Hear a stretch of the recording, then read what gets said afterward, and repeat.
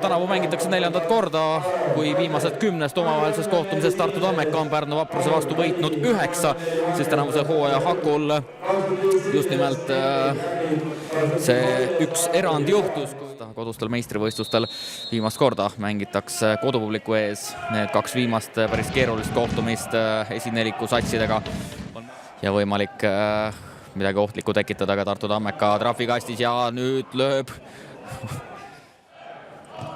5 Tartu mängijat trahvikastis ja tuleb sinna 5 kasti joonele.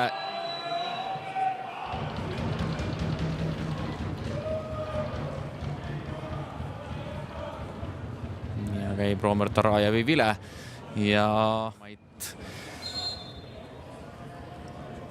vastuhääli ei olnud Pärnu mängijate poolt ja Tekko lööb ja lööb vasakust postist palli mööda. Väravad kõige paremini selles olukorras välja. Pall jääb Pärnule ja Šaldalt korralik pealelöök vasakuga lööb. Hea pall sinna tuleb ja võimalus on Pärnul, aga teine pealelöök ja kohtumise 45. minutil hoopis Pärnu Vaprus on läinud võõrsil Tartu Tammeka vastu 1-0 juhtima. Karistusala ei särha ainult äritaevas, vaidki jalgpalliplatsil. Karistusalast väga ohtlik pall tuleb ja värava ees, aga suudavad. Grauberg kenasti tõuseb vasak kaitsest ja väga hea tempovahetus värava ette, üritab palli panna, sinna see jõuab ja peale lööb ka, aga Tartu üritanud. Rääbis.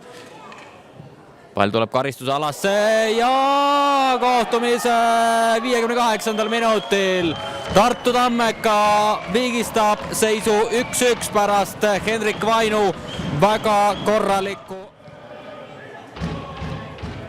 ja väga hea pall ja Jõgi pall on väravas kohtumise 61. minutil. Paar minutit ja 0-1 kaotusseis on muudetud 2-1 eduseisuks ja seda puhku Martin Jõgi. Hea tempo muutus ja saab taas kaitsetest mööda, trahvikasti ohtlikult pall, pealelöögi võimalus ja lõpuks peale vältel. Nüüd see õnnestub ja võimalus on Pärnul viimasel minutil. Tarajev veel pole vilistanud, pannakse pall karistusalasse, on Anderson vahel ja Laabus lööb palli minema, kohtumine on lõppenud. Avapoole viimasel minutil Uku Kõrre viib Pärnu Vapruse juhtima 1-0.